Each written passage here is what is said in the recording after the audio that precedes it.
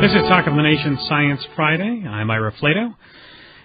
Efforts to influence how evolution is taught in the classroom has been picking up steam lately. This month, the nation's largest scientific organization, the American Association for the Advancement of Science, passed a resolution urging policymakers to oppose teaching what is called the intelligent design theory within science classrooms.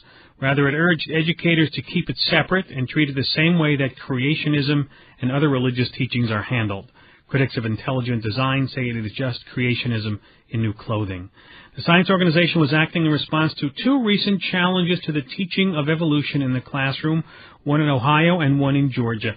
In Ohio, new proposed guidelines for teaching evolution in science class don't mention intelligent design specifically, but call for science teachers to include lessons that, quote, describe how scientists continue to investigate and critically analyze aspects of evolutionary theory.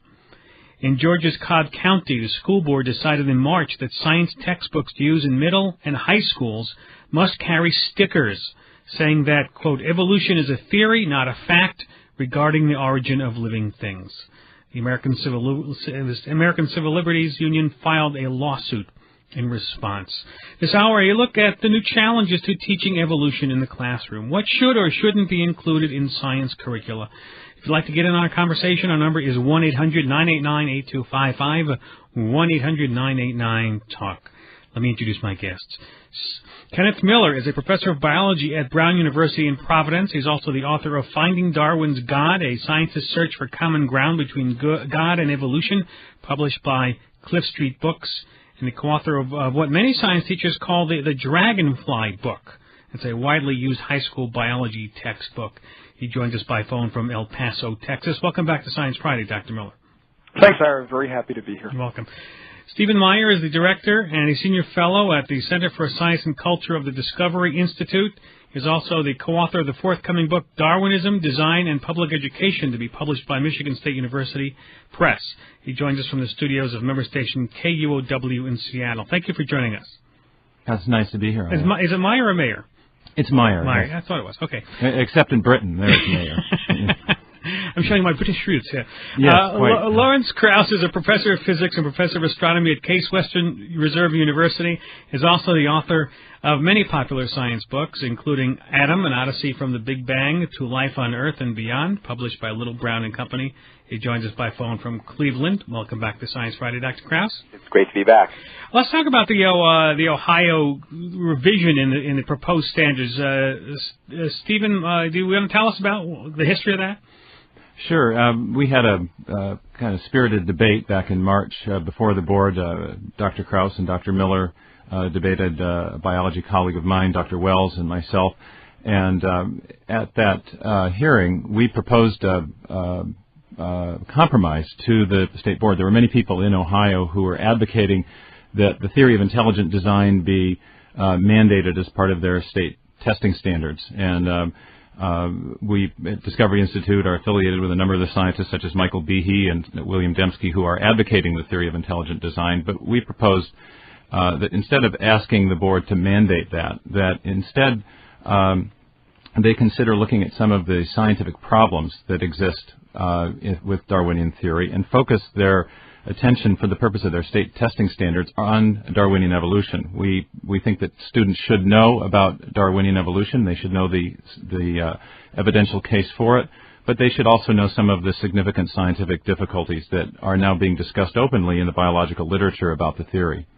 Larry Krauss, what's wrong with that?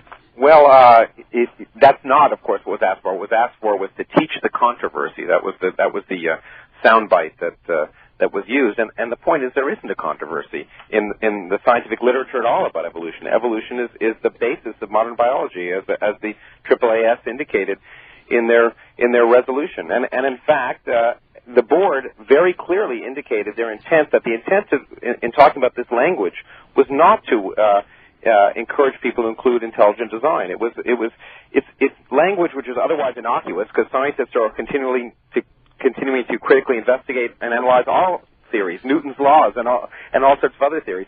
It's sad, unfortunately, that appears just in evolutionary science because it gives lobbying organizations like the one that Steve Meyer is a member of to the soundbite that they can use to try and indicate or suggest that it encourages debate. In fact, what it's meant to do is encourage students to think about science. And intelligent design, by all objective standards, has nothing to do with science. Kenneth Miller, you want to ring in on this?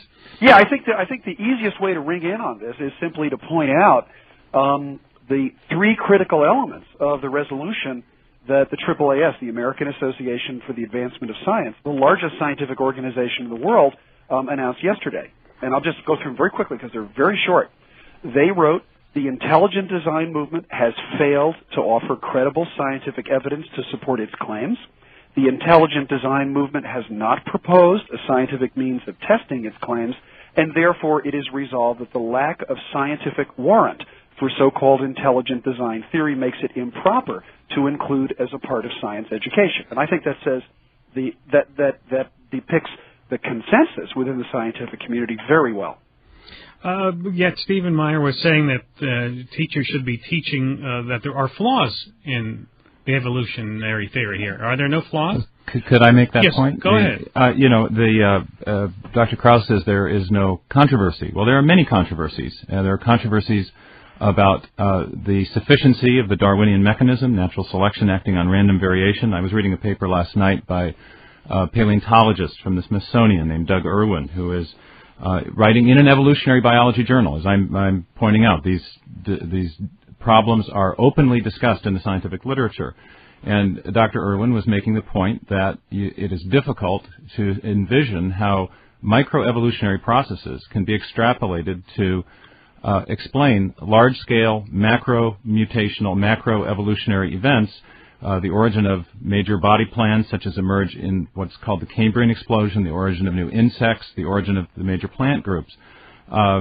This is a problem that has been widely noted that there is not a sufficient mechanism to produce this new form. Other people have been investigating not the minute, tiny changes that microevolution talks about, but the macroevolutionary mutation, big jump mutations. Last week in Science, an article discussing a conference on developmental biology quoted a developmental biologist, William Jeffries, saying macroevolution is really at a dead end. He was talking in context about the attempt to solve the problem of the origin of new form by talking about big jumps, big jump type of mutations as opposed to the small, minute microevolutionary mutations. Either way, there's a problem here, and people are discussing this openly, and what we're asking for in Ohio is nothing more and nothing less than allowing the students of Ohio to know, and the teachers, to discuss openly the same difficulties that are being discussed openly in the scientific literature. Can I jump in for a second? Sure. First of all, what the curriculum is for is teachers are free, in fact, to talk about whatever they want in the classroom. What the curriculum is for is to say what are students required to learn.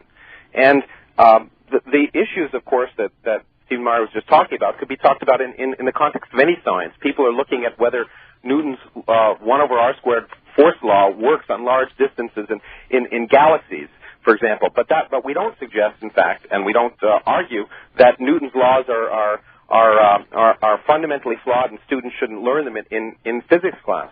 The point is that evolution is the basis of modern biology. There are certainly issues and important issues that remain to be resolved.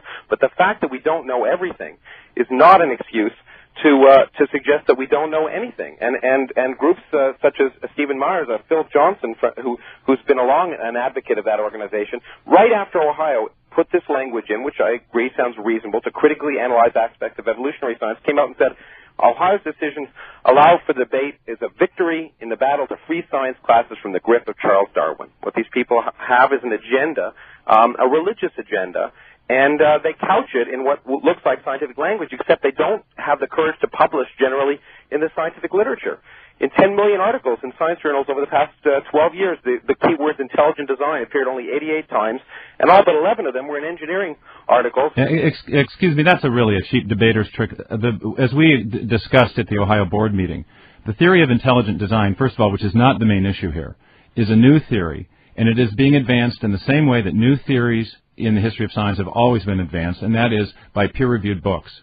And the two main and most important books that are seminal to the intelligent design movement, The Design Inference by William Dembski, published with Cambridge University Press, and Michael Behe's book, Darwin's Black Box, were both peer-reviewed, and that is one of the reasons there is interest in this new theory. Dr. Meyer, you have me at a loss here, because I always thought that the way science was advanced was in peer-reviewed journals, not in peer-reviewed books where you publish. Let me name some important peer-reviewed books that started new scientific revolutions. Well, I mean, we're talking about science today. Exactly, and Ira, you're quite right about that. No, wait, I don't concede that. I don't concede that point. In the history of science, if you look at the books that have been published that start seminal new theories, go back to the Principia with Newton, or the Starry Messenger with Galileo, or the Origin of Species with Charles Darwin. Theories are advanced in books because books are a medium that allows enough space to create the whole superstructure for a theory. Scientific journal articles. I will take your point about the book, but I'll point out something else to you. And that is that the way in which science advances is not by publishing a few books and then petitioning agencies of government to insert an idea into the curriculum that has not won scientific support. The way in which scientific ideas advance is in the free and open marketplace of ideas within the scientific community. And as Dr. Krauss pointed out, we completely agree with you, Ken. Excuse me. As Dr. Krauss pointed out, intelligent design advocates have been notorious in the ways in which they have avoided informed scientific audiences, scientific meetings, and scientific discussion. What they've tried to do instead is to run directly to the agencies of government, elected boards of education, state legislatures, to get their ideas written into curricula as a matter of law. And that simply isn't the way that science advances. Well, we agree with you, Ken, and this is one of the reasons that we asked. Certainly there were political supporters of design in Ohio who were getting the cart before the horse. That's one of the reasons we took the theory off the table for the purposes of the state testing standards. We understand that this is a new theory. We think it's unrealistic to think that teachers would be able to be informed enough to teach it well at this point. And so we said, look, the main focus of as you have said, of biological research is evolutionary theory. Let's look at that openly and in a critical manner. I couldn't agree. And that means that that means then that some of the well-known evidential difficulties of the theory need to be part of the instruction, not a sanitized version for public consumption. Are there not local boards in Ohio that are now putting it into their curriculum? Intelligent design? Yes. Yeah, as a result of this, one local board has indicated that they want to do this. In fact, there was a concerted effort from the Discovery Institute to influence people to say that this was a victory to insert such non-scientific ideas into the curriculum. Certainly we didn't say it was a non-scientific idea, no, and we did not do that. You're putting words in our mouth. Yeah, no, that's right. But look, one thing we do affirm. We think that teachers do have the right to discuss with students alternative theories such as they exist within the scientific community. And the scientific community is not just defined by the AAAS's latest statement. It includes people like Michael Behe and William Dembski. And here's an example that makes my point. A recent article by a biologist named Professor Snyder, who's writing in Nucleic Acid Journal. He discusses Behe's argument very clearly. And he says, Behe has some very good points here. He calls his objections to standard models valid. And then what he purports to do is to set out to answer Behe's objections. Now, suppose you've got a bright kid on cruising the web. Maybe he's a staunch Darwinist. Maybe he's an intelligent design zealot. Either way, he gets a hold of this paper and he brings it into his classroom and he says, look, here's an interesting scientific paper responding to Michael Behe. Can we talk about that? You're allowed What's the teacher supposed to say? The curriculum does not forbid you. Well, that's the point. That's the point that the board made in allowing a local option for this. No, but it's true in all of the science. What the science curriculum provides is what students should know to be educated citizens, and teachers are free, of course, to discuss extra things. But there are, take example in physics.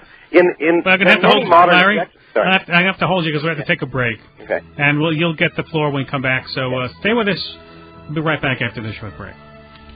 You're listening to Talk of the Nation Science Friday. I'm Ira Flato. We're talking this hour about teaching evolution and alternative ideas about the origin of life in science classes. Now joining us by phone to tell us how the Ohio Board of Education came to this decision is Deborah Owens-Fink. She's a board member of the Ohio Board of Education and reelected. Is that right? That is correct, for a 4-year term. And Assistant Professor of Marketing and International Business at the University of Akron. Thanks for being with us, Ms. Fink. Why did the board take the position it did in the Ohio school system? I think that one of the things that we recognize with this issue as we go along this standards-based movement in terms of what we are going to put in our curriculum, that part of that process is engaging the public, engaging scientists, engaging members of the scientific community, but also these needs to be Ohio standards. We received over 20,000 comments with respect to the teaching of evolution in the state schools. With respect to that, there was also a plain dealer poll suggesting that only 8% of Ohioans wanted the Ohio standards to teach only evolution. Another percent, 8%, said teach only intelligent design. The vast majority, 82%, said teach either both or teach the evidence both for and against evolution, but not necessarily intelligent design. Did they say to teach it in the science class? We did.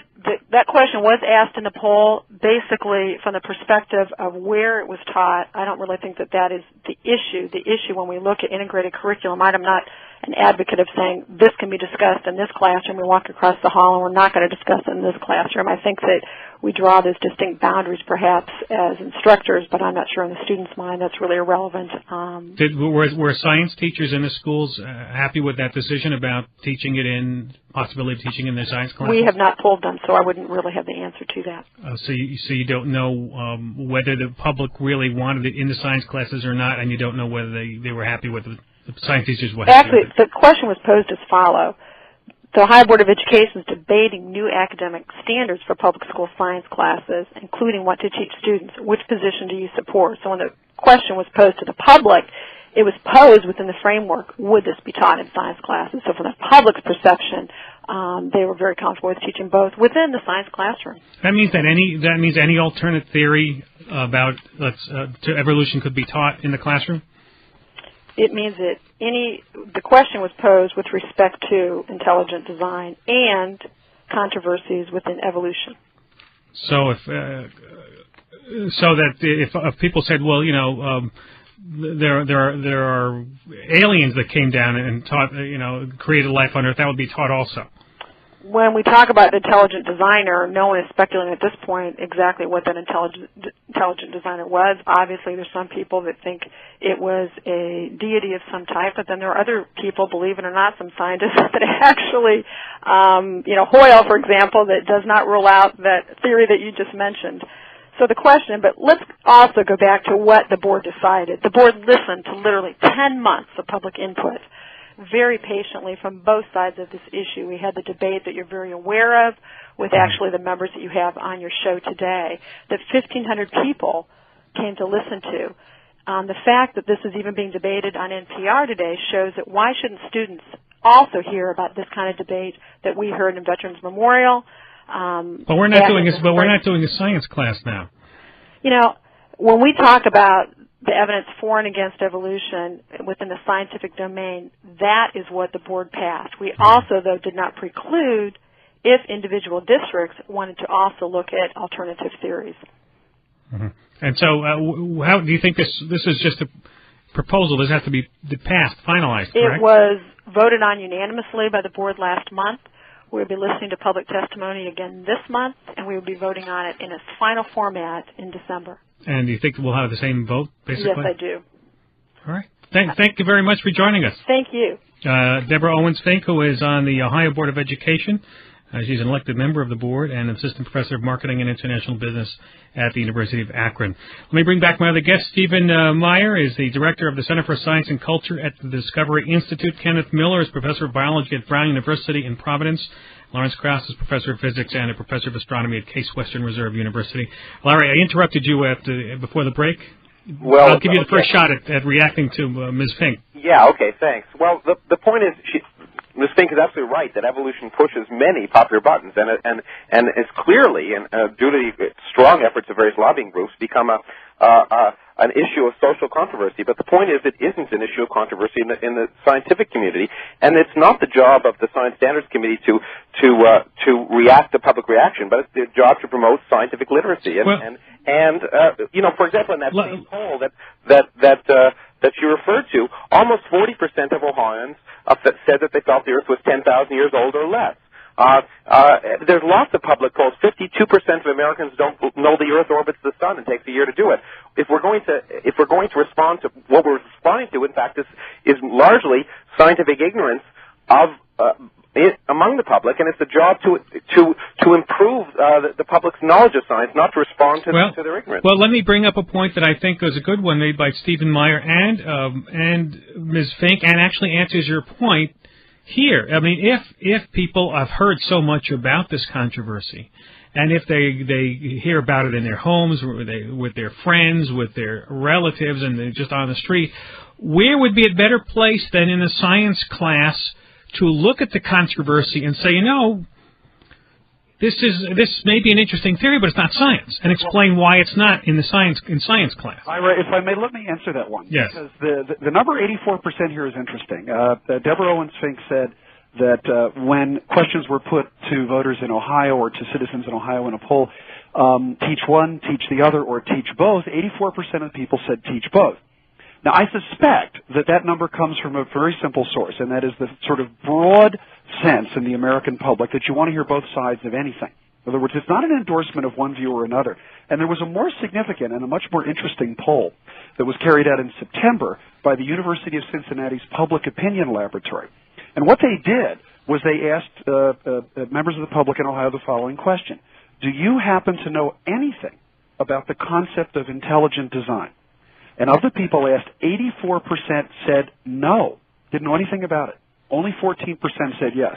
And what that means, in a sense, is the 84% in Deborah Owens-Fink's poll are responding to this general idea of, there's two sides, let's hear both sides of the issue. And Lawrence Krauss has made an excellent and important point, and that is that by adopting a curriculum that says, let's tell students about cell biology, let's tell students about biochemistry, let's tell students about astronomy and also about evolution, there's nothing in adopting a curriculum that prevents teachers from bringing controversies about anything. And one of the important controversies in physics right now, students don't always hear about this, is that physics lacks a satisfactory formulaic law of friction.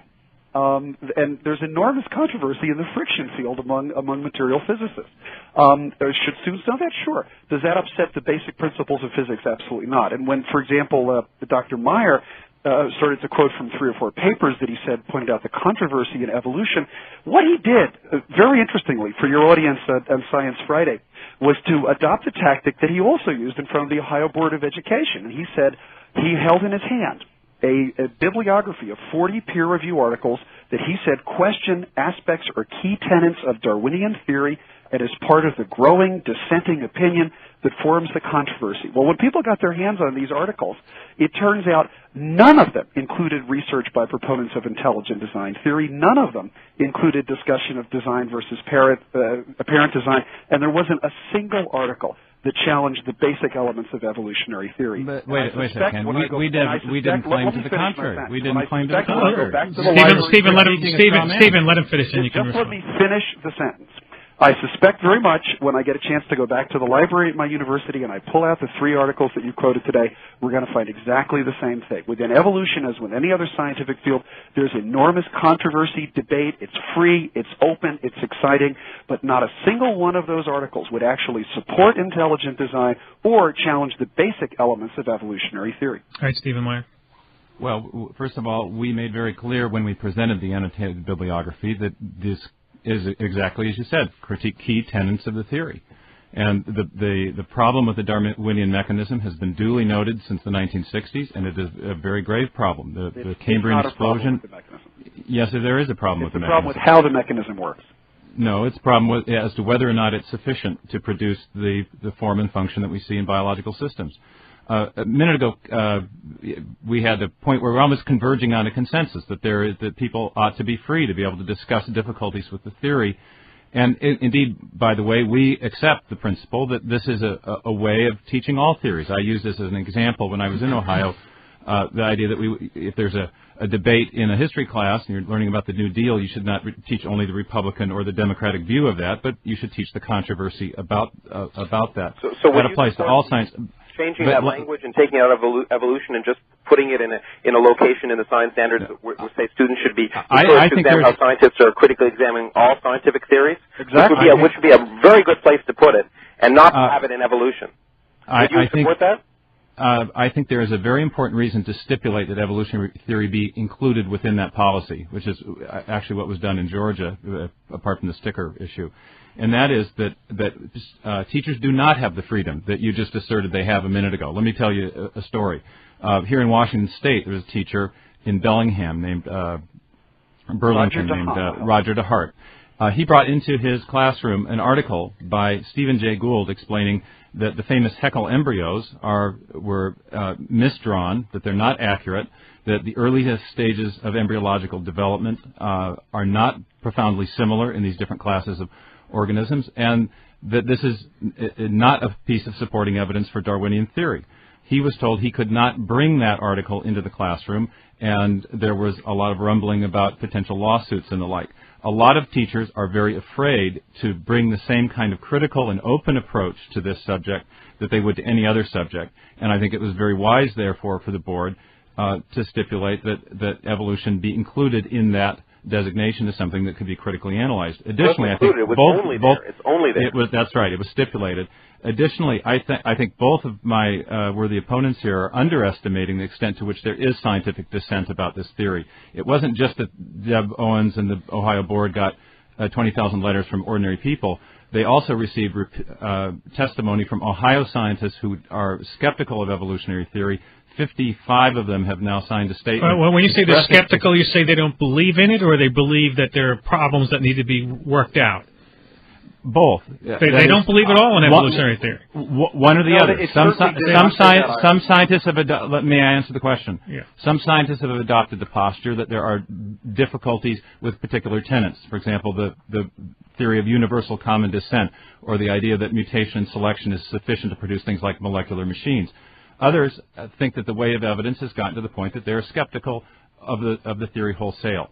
Either way, there is a controversy, and there have been public statements signed by scientists, 50 in Ohio, 100 nationwide, 30-some in Georgia, expressing their skepticism about key tenets of the theory. And that is part of the scientific community.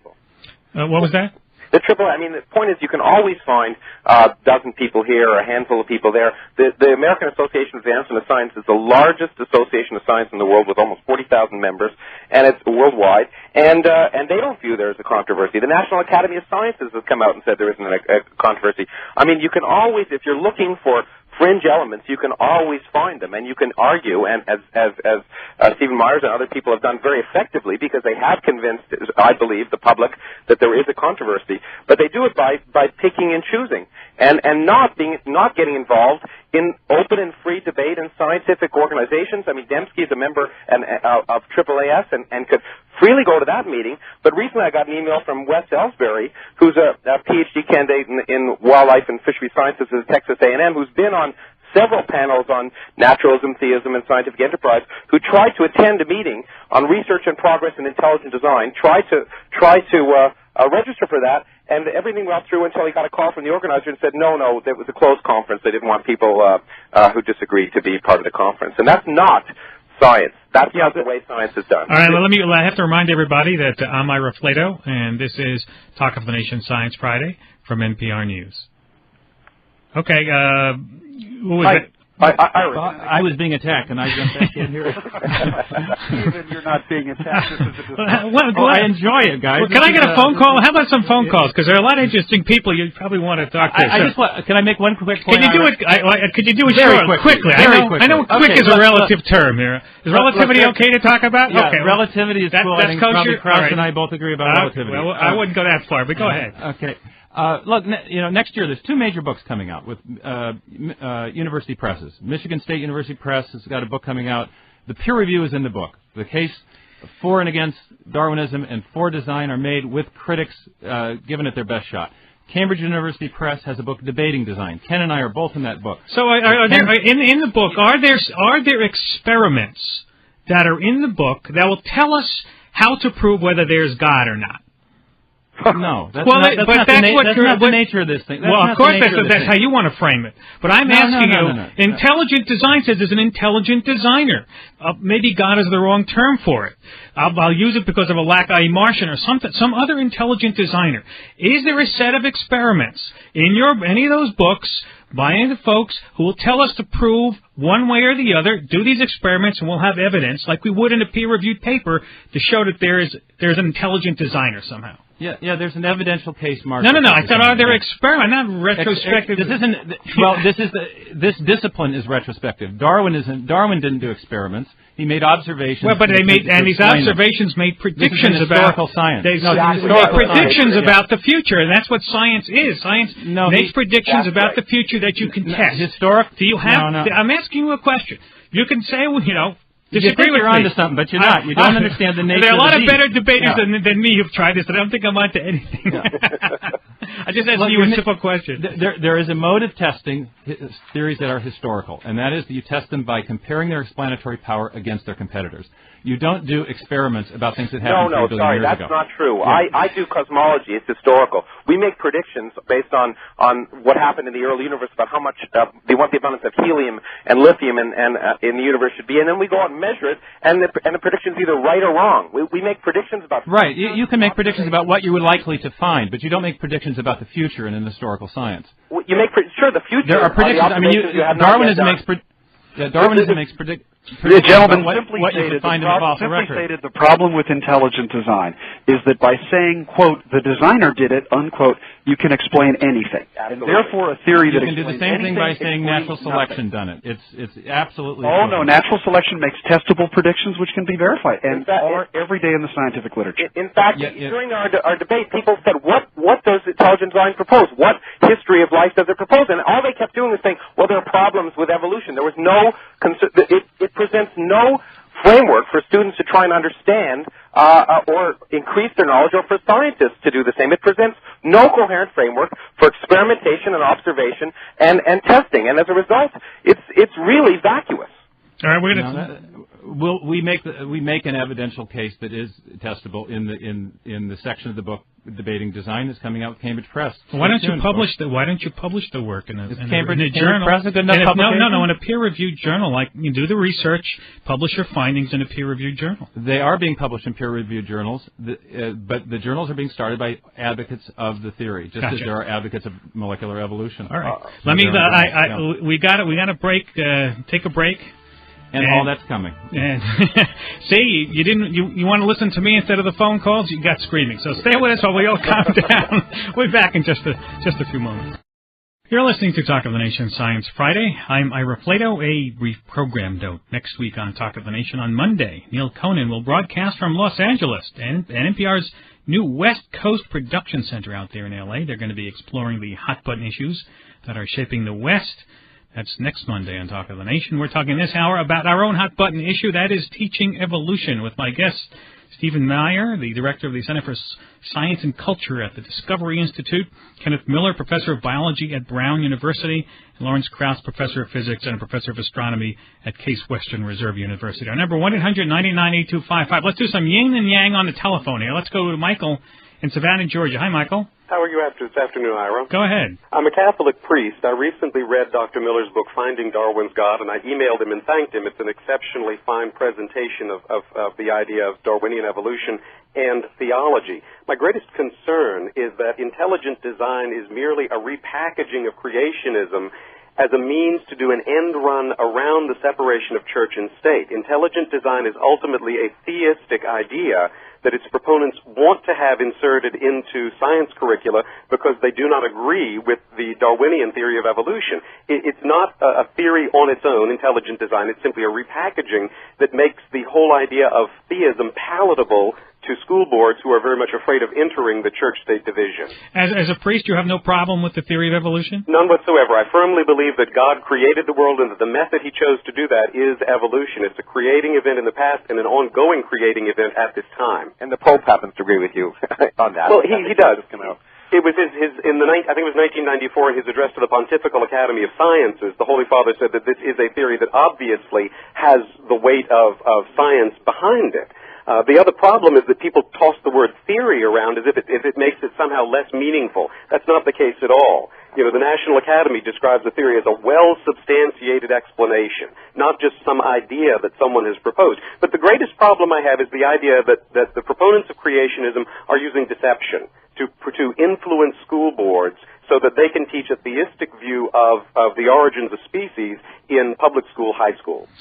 Stephen Meyer, are you feeling under attack on this one? No, I appreciate his concern, actually. This is, in fact, one of the reasons that we wanted to make clear we were not lobbying to have intelligent design mandated in Ohio. We want time and space to develop a research program. Larry Krauss mentioned, I didn't mean to say he called us a name, he implied a minute ago that we were a lobbying organization. Yeah, we have public policy concerns. We want to see academic freedom advanced. But we support a lot of research, including experimental research.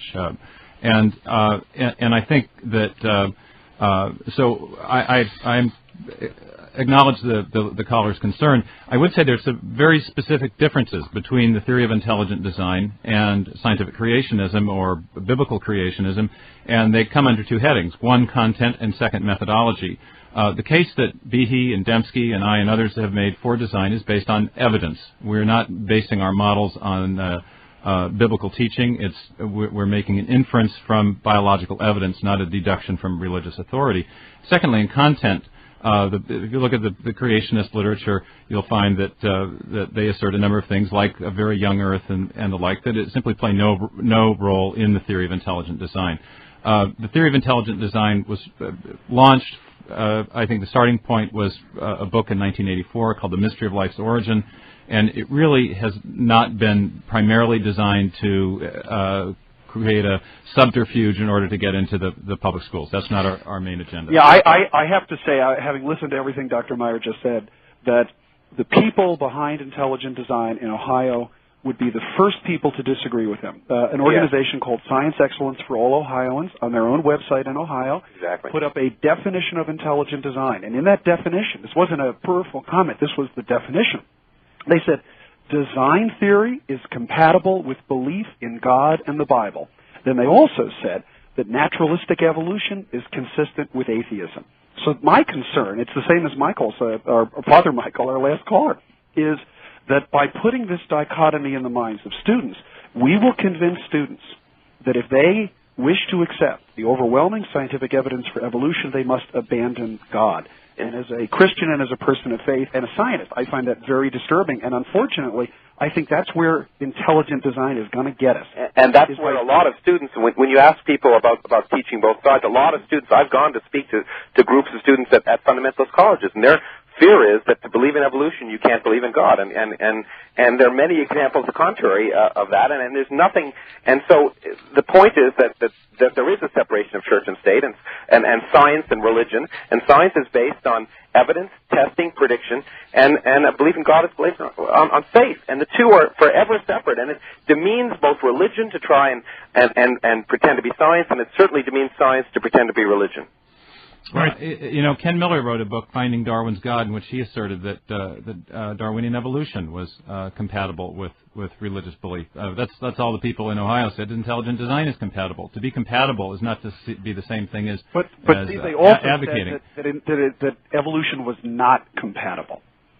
And that was my point, is by putting... Well, I think there is... about God into the science classroom, you do a disservice to both science education and religion, and unfortunately, that's what you guys have been pushing for. Yeah, I mean... No, it isn't. Famous wedge strategy document you guys are defining science as coextensive with the theory of evolution. We want to say, and what you're presenting are a lot of fears and consequentialist arguments.